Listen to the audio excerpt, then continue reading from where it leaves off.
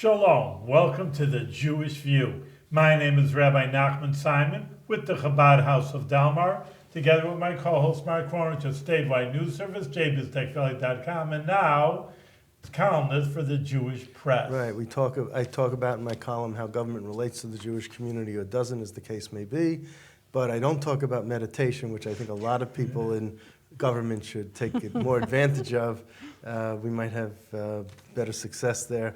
But we have a special guest today, Simma Kinderlehrer, from Albany, but from the West Coast and from Pittsburgh and from from Bronx and from all over the place. You're from all over. Yeah, but, a wandering Jew. But you have a company or your own business enterprise, Still Waters Guided Healing. So welcome to the Jewish View. Over here, Simma. Okay. Well, I know you do a lot of political shows, and I'm not politically active. My way to serve in the world is one person at a time, to help people clear some of their issues and live a life that's healthy and not project their stuff onto the world, causing more problems. So I work one-on-one, and I work with mostly a technique called emotional freedom tapping, which I thank God every day that I found a teacher and found my way to this modality, because I find that this simple, elegant, safe, gentle, sacred, efficient way for people to work on their issues in a context of self-acceptance. EFT. EFT, which is very popular now. They do seminars once a year, and there are like 1 million people doing it at the same time online. It's very much a growing phenomena. And online, it's EFT.com or? You just Google EFT and you will have so many different choices. Okay, good.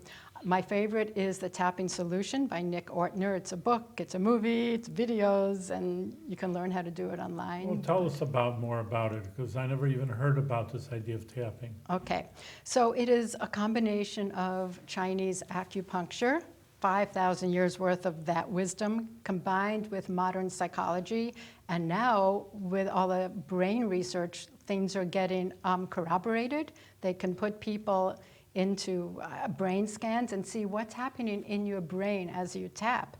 And what's happening is the amygdala, which is part of the midbrain limbic system, which holds all our negativity, all our traumas, all our old stories, all our fears, lights up when you're triggered, when you're in a stressful situation or reminded of something that happened in the past. The amygdala. The amygdala. Amygdala Lights up in the brain. Almost as soon as you start tapping, the amygdala calms down. You're tapping meridian points, these ancient Chinese meridian points, which are like energy highways in the body. Like we have blood vessels, we have nerves, we also have energy highways that get clogged up with our stuff, just as if you're in a traffic jam. This starts to clear the energy highways and calms the brain. So the part of the brain that goes fight or flight, stress, and your cortisol level goes up, which they now know makes you sick when your cortisol levels rise, leads to obesity, all kinds of things. The amygdala starts calming down and saying, there's no tiger right now. That's over. I'm safe now. I can think about that issue. I can explore it and I can let it go. I'm safe. And your endorphins go up and your cortisol goes down and the amygdala calms down. That's what they're corroborating with brain research, which is so wonderful to see that what we're doing is an actual thing and it actually works. And I have clients who come in and they're all stressed, and within 5 minutes, they start saying, and then they leave feeling, why am I so much lighter? I just feel so much lighter and I have hope. So the Albany community is now studying Torah 365, Pirkei Avot. So one of the things I remember, we just finished chapter 1, is say little and do much. So I thought it would be good for me to stop talking and do a demonstration and actually show you how this works. And then I'll explain as we go, and feel free to ask me what I'm doing and why. So I thought a good issue to start with right now is the trauma that pretty much the whole world seems to be going through because of the chaos, the violence, because of random violence. You can't go into a concert or a stadium in Paris without And it seems like the world is sort of devolving into chaos. And so I think all of our amygdalas are going, alarm, alarm, alarm, this is not a safe world. This is not a safe world. And I've had to work on it personally because my daughter, son-in-law, and 2 of my grandchildren just made Aliyah. And like the minute they got there, things started getting really scary. So I, of course, being the Jewish mom, said, can you just come back until things calm down? And my daughter said, Mom, I need your support. I need your emunah. I need your faith. Don't tell me to come home. Tell me it's going to be okay and God's watching over your grandchildren. So she was my teacher, and I better work on my fear and not put my fear on my children who are doing their best to live where they need to be. So I worked on it, and now instead of asking them to come home, I'm going there in a few weeks to be with them. So this is how I worked on it. So I start tapping. This is called the karate point, or the setup. And I would start by saying, even though I'm afraid for my children and grandchildren and for civilized people all over the world, I accept myself with this fear.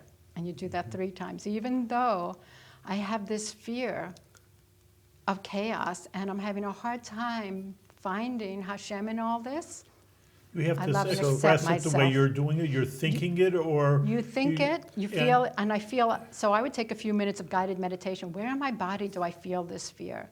It's like, oh, my heart. You know, when I think about what might happen to my grandchildren or what might happen to anybody at any moment, I can feel my people's stomach- heartbeat or go their up a people's little, So let me- stomachs tighten. So let me ask you, I have a little bone over here.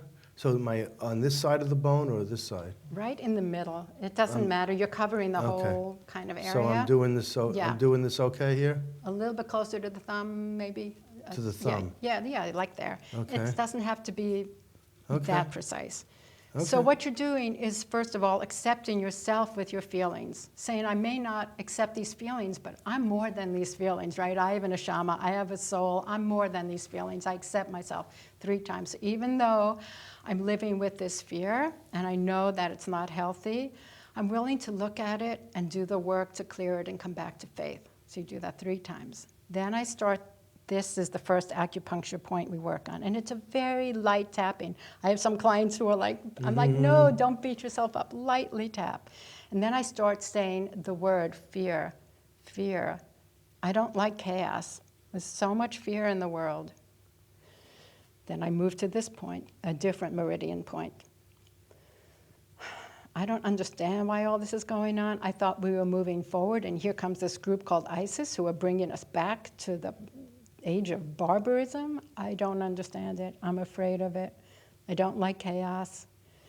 I want everybody I love to be safe. I want my little grandchildren in Israel to be safe. I want people all over the world to be safe.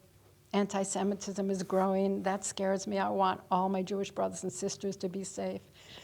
But there's so much fear. Every time I turn on the news, my fear starts again. There's so much fear. There's so much horror. We can't get away from it. You open your computer, you open the TV. So much fear. I'm holding so much fear in my body. And because of my children and grandchildren, it's feeling very personal. So much fear in the world today. So much fear in my body. My stomach feels tense. So much fear.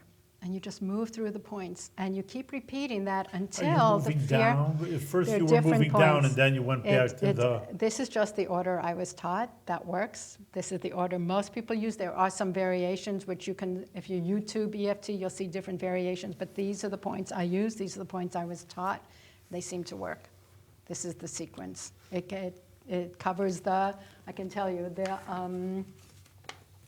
the bladder meridian, the gallbladder meridian, because these energy cycles are connected to different organs. The stomach meridian, the central governing vessel, kidneys, liver, spleen, large intestines, all of that gets activated. So I just keep tapping until I feel my body get a little calmer. And I stop and breathe and see, how's my stomach now? My heart's slowing. Okay, now I start tapping in. Somewhere inside, I do have a moon that God has a plan. We are moving towards goodness. This is a God of goodness. He has a plan. I may not know it, but things will work out. I don't have to understand the plan. I just have to trust I just have Let to me ask you trust. something. And then you What start you're saying tapping is in the very positive. Jewish, Yes. and you say that the tapping is very Chinese. Do they teach you that there has to, say that God will make No. it, and they're not going No, no, this no, is no, your no. own personal... This is how I personalize it. When I have clients who are not Jewish or don't believe in God or whatever, we don't necessarily have to bring God into it. I'm working on my own issue, and for me, the way to heal the fear is to turn to God. For someone else, it might just be, this isn't helping me to have fear. If I make myself sick over this, is this going to help me? No. I have to find a way to relax. I wonder how I can relax. Oh, maybe I need to just go out in nature and be quiet. Maybe I need to look at sunsets and remember the beauty in the world. Maybe I need to do service and help somebody else. What can I do to calm down and trust the world again? Find people who are good in the world and doing good and concentrate on that. So however a person would work on their fear, for me it's through my Judaism, Right. but no, this is universal. This is universal, and we work on our issues this way. You work with the Jewish holidays or Jewish themes besides, Yes. I mean, obviously believing in God and thinking you have a neshama soul, which you have brought out already, are two very, very basic and essential points of Judaism. But does it extrapolate to other things in being Jewish? Yes, I've just recently learned to put my two passions together, my passion for Torah and Judaism and my passion for healing. And it sort of just came together. How can I put the two things, besides my family and God that I love so much, together? And it became immediately obvious how to put them together. So I did a workshop right before Rosh Hashanah on teshuvah and forgiveness, right? We have to forgive each other before we ask God to forgive us. Hard to forgive people. We hold grudges, Well, it's not so much it's difficult to forgive, it's difficult to forget. And you can forgive without forgetting. Right. This is not about forgetting. All the stories that we work on in this, the stories are still there. Our past is still there. Our traumas are there, but they don't have an emotional charge. So yes, we don't forget, but we can forgive and say, again, in my context, God brought this person or this situation into my life for me to learn from. But again, it doesn't have to be. So we did a whole thing on forgiveness. People picked a person that they have had trouble forgiving, and they started tapping on it. And everybody left feeling better, like, okay. So now, I don't know when this will air, but in my time, Hanukkah is coming. So I'm going to do a Well, there's workshop. Hanukkah always coming every year. Hanukkah's so, always yeah. coming, so it's relevant. Yeah. So how would we work for Hanukkah? Well, Hanukkah is about opening to miracles, right? Einstein said you can live one of two ways, either nothing's a miracle or everything's. I would like to choose that everything's a miracle. But again, in this world where we're so focused on what's wrong, we sometimes miss all the miracles that are around us. The fact that I woke up this morning, the fact that I have healthy children and grandchildren when so much can go wrong, these are miracles that we don't pay attention to. So how do we pay attention to the miracles? We do tapping around that to help me open to miracles. We do tapping around having the Maccabees took this great leap of faith. How do we take those leap of faith to live our dreams, to go after what we think God wants of us, to go after what we want for ourselves? How do we let go of some of that? I have to hold on to security, safety, what I know. How do we plunge into the unknown? The workshop is called Against All Odds, Opening to Miracles. So can I read a short thing about the Maccabees Please do. that and again, I wish I could quote. I love to give credit to my sources. I have no idea, because I have 20 years worth of notes at home. So, my favorite Hanukkah quote: when the Maccabees entered the temple and discovered that most of the oil was gone, what could they do? Well, if they were reasonable, sensible, they would have said, let's go home, make some more pure olive oil and come back later. But there was a miracle of faith. Somebody was unreasonable enough, hopeful enough, faithful enough, celebratory enough to light the menorah anyway.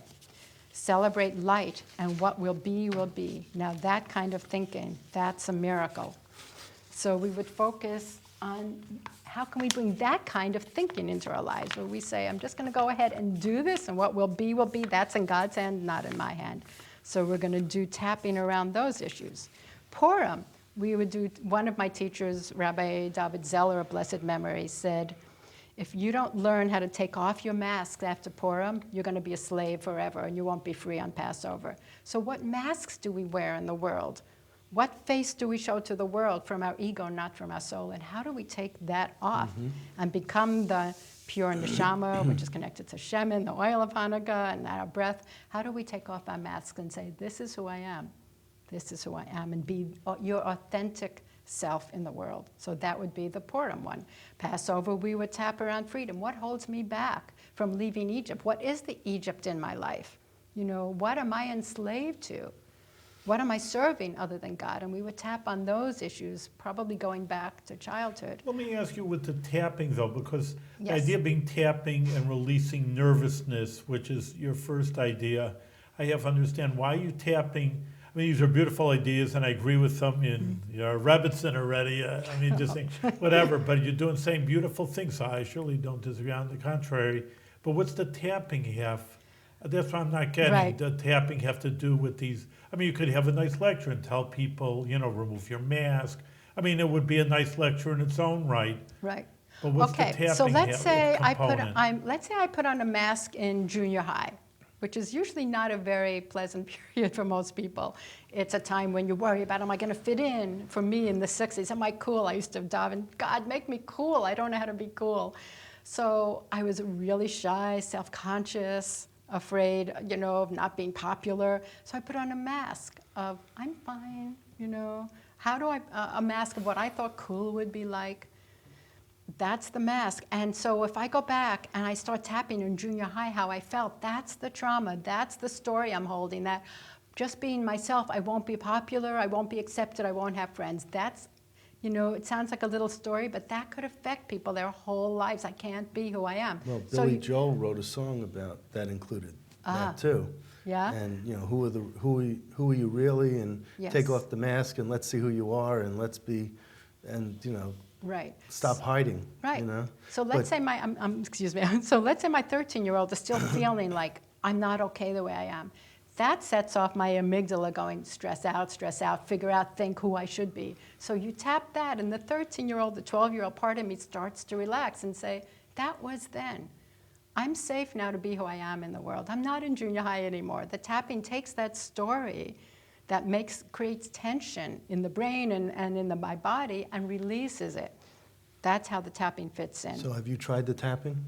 I don't tap, but I do learn a lot of Hasidut philosophy. Can you tap? Can you do this? I didn't see you do It this. don't take too much to tap. But I mean, Well, no, I'll no. tap. Put your thumb up. Put your thumb up Like this. and then tap like right, this. You're an expert already. You're one of us. Well, I got a private lesson. See, so- that's the thing. You can learn this so fast. Yeah. And if I'm in a situation like I substitute teach and I go to junior high and I see a kid who's struggling, I might feel triggered. All I have to do is go to the hallway, and I can do 3 minutes calming down my 13-year-old, and then I'm calmer to go into the classroom and help that child. 2 or 3 minutes of tapping just calms your system and allows the creative, higher thinking part of your brain to be enacted. I can understand that. That's what I was going to say to Mark. In our Hasidus, it's just like you can learn something. It's not 2 + 2 = 4. You got it, you got it, you got it. You Right. know, you don't have to sit there meditating on it. Right. But certain concepts, like you're saying, faith and soul and everything is good. These things are, you know, you can say it and I'm right, but, you know, or God is one. There's a lot of deep ideas that you said it, but you really feel it. Right. It becomes part of you. And that is a major component, like you say, where you have to meditate or contemplate on it. So maybe I see what you're saying. Right. You could say a lot of nice things and give a lot of nice lectures, and they're all right, and they're all true, but did they really catch you or not? Did they internalize? Exactly. So let's look at Modani. We say we start off every day saying, I'm grateful. But if I wake up every morning and I'm already worried about what might happen during the day, I can't be in my gratitude. So I might want to tap. What's stopping me from being grateful? Oh, today my back hurts. So how can I be grateful? So you can tap physical pain too. It really relaxes the body and helps physical pain. So whatever might stop me from being grateful, I can take 2 minutes and tap that, and then maybe say Modani with a lot more kavanah, a lot more belief, a lot more feeling. You're right, when your inhibitions go away, then you, I mean, that's what it is. It's your neshama, your soul, and your body. So the body has, what you're saying is sort of like all these inhibitions and all these problems, and, you know, and I want to do this, and I got to go there, and I got this problem, and the soul is just pure. So That's you right. just have to break through. Right. Not breakthrough is probably the wrong word, because it's just like your tapping is so easy, that's So easy. And as, yeah. I don't know about you, but Smooth. as a Jew, having parents who lived through, having a grandma who lived through World War I where her house was bombed and having to escape, having, parents who lived through the Depression, being separated during World War II, there's a lot of fear. And throughout the Jewish history, we have fear taught to us from our earliest age. Yes, And so how do interesting, you yeah. start tapping some of that and come to trust? Let me ask you something, because of course I'm a rabbi, so people come for counseling. Yeah. Some people, all right, everybody has something, like my mother always said, everybody has their mishigas, everybody has their, craziness, but all right, their anxieties, fears, the world around them, just listen to the radio and TV, you can't, okay, I don't care, people are being bombed, obviously it's affecting you. But then there are people with real problems. Yes. They have real anxiety, for example, and they see, and it's like, well, the bus is coming in an hour. I got to go out there right now. Yes. Says, you said an hour. Right. And they do have more serious mental issues. Do you think that they could overcome with this also? Absolutely. Besides it being chemical, there's also stories. So as the person starts tapping, oh, I'm so scared I'm going to miss the bus. And they go, wait a minute, why am I so scared?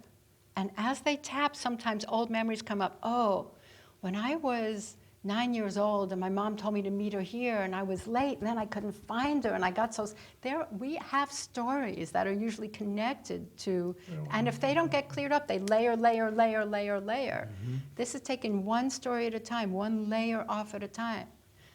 It's amazing what people remember as they tap, and they go, wait a minute, that little thing that happened to me in second grade, oh my goodness, that's been like controlling my thoughts all these years.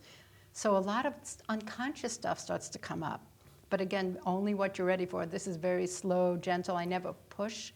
Here's a good example. I had one client who was like a hoarder. His house was just filled with newspapers, magazines, old papers, and his wife was going crazy. His wife was like, I can't live with this clutter anymore. And he couldn't. He would look at the clutter and he couldn't start. So he came to me to help him get started. And even though I have all this clutter, I love and accept myself is what he did, and I respect myself. Then he came up with, if I start throwing this away, I'm going to be so disappointed that I never got to read this. There's something here I should have learned. Look at this project I started. I never completed it. I'm so disappointed in myself. So he was afraid to face his disappointment of all that stuff that he didn't get done. But he said, but if I don't clear it, my wife is disappointed. I'm totally stuck. I'm going to disappoint someone. All of a sudden, through like the fourth round of tapping, he said, I'm the fifth son in my family. And I just remembered my mother saying to me when I was little, you were supposed to be a girl. You were supposed to be my daughter. I had 4 sons and I was waiting for you to be my daughter. I was disappointed when you were born. So who he is a disappointment, regardless of what he does. That was his earliest memory of being a person. I disappointed my mother by being who I am.